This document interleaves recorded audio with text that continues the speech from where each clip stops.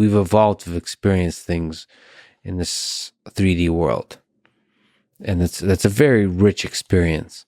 When you're thinking mathematically, you still, in the end of the day, have to project it down to low dimensional space to make conclusions. Their conclusions will be a number or a line or a plot or a visual.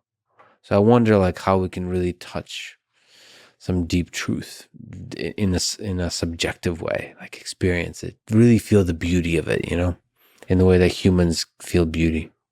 Right. Or are we screwed? I don't think we're screwed. I think that we get little hints of it from psychedelic drugs and so forth. Mm-hmm. We get hints that there are certain interventions that we can take on our interface. I apply this chemical, which is just some element of my interface, to this other, to a brain. I ingest it. And all of a sudden, I seem like I've opened new portals into conscious experiences. Well, that's very, very suggestive. That's like the black body radiation doing something that we didn't expect, right? It doesn't go to infinity when we thought it was going to go to infinity, and we're forced to propose these quanta. So once we have a theory of conscious agents and is projection into space-time, I should sketch what I think that projection is. But then I think we can then start to ask specific questions. When you're taking DMT or you're taking LSD or something like that, now that we have this deep model that we've reverse engineered space and time and physical particles, we've pulled them back to this theory of conscious agents. Now we can ask ourselves in this idealized future, what are we doing to conscious agents when we apply 5-MeO-DMT? What are we doing? Are we opening a new portal, right? So when I say that, I mean, I have a portal into consciousness that I call my body of Lex Fridman that I'm creating. And it's a genuine portal, not perfect, but it's a genuine portal. I'm definitely communicating with your consciousness. And we know that we have one technology for building new portals. We know one technology, and that is having kids. Having kids is how we build new portals into consciousness. It takes a long time. Can you elaborate that? You mean like your son and your daughter didn't exist. That was a portal. Though you're having contact with consciousness that you never would have had before. But now you've got a son or a daughter. You went through this physical process. They were born. Then there was all the. But is that portal yours? So when you have kids, are you creating new portals that are completely distinct from the portals that you've created with other consciousness? Like, can you elaborate on that? To which degree are the consciousness of your kids a part of you? Well, so every person that I see, that symbol that I see, the body that I see, is a portal potentially for me to interact with a consciousness. Yeah. And each consciousness has a unique character. We call it a personality, right, and so forth. So with each new kid that's born, we come in contact with a personality that we've never seen before, and a version of consciousness that we've never seen before. At a deeper level, as I said, the theory says there's one agent. So this is a different projection of that one agent. But so that's what I mean by a portal is within my own interface, my own projection, can I see other projections of that one consciousness? So can I get portals in that sense? And I think we will get a theory of that we will get a theory of portals, and then we can ask how the psychedelics are acting. Are they actually creating new portals or not? If they're not, we should nevertheless then understand how we could create a new portal, right? Maybe we have to just study what happens when we have kids. We know that technology creates new portals. So we have to reverse engineer that and then say, okay, could we somehow create new portals de novo with that? With something like a brain-computer interfaces, for example. Yeah, or maybe just a chemical or something like that. It's probably more complicated than a chemical. That's why I think that the psychedelics may, because they might be affecting this portal in certain ways that it turns it around and opens up. In other words, it maybe once we understand what this thing as a portal, your body as a portal, and understand all of its complexities, maybe we'll realize that that portal can be shifted and to different parts of the deeper consciousness and give new windows on it.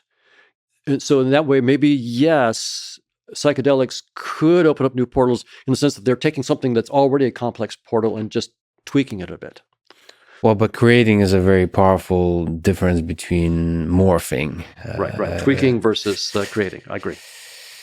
But maybe it gives you intuition to at least the full space of the kinds of things that this particular system is capable of. I mean, the idea, your idea that consciousness creates brains. I mean, that breaks my brain because I guess I'm still a physicalist in that sense, because it's just much easier to intuit the world.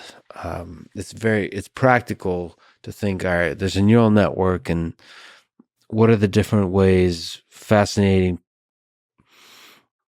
capabilities can emerge from this neural network.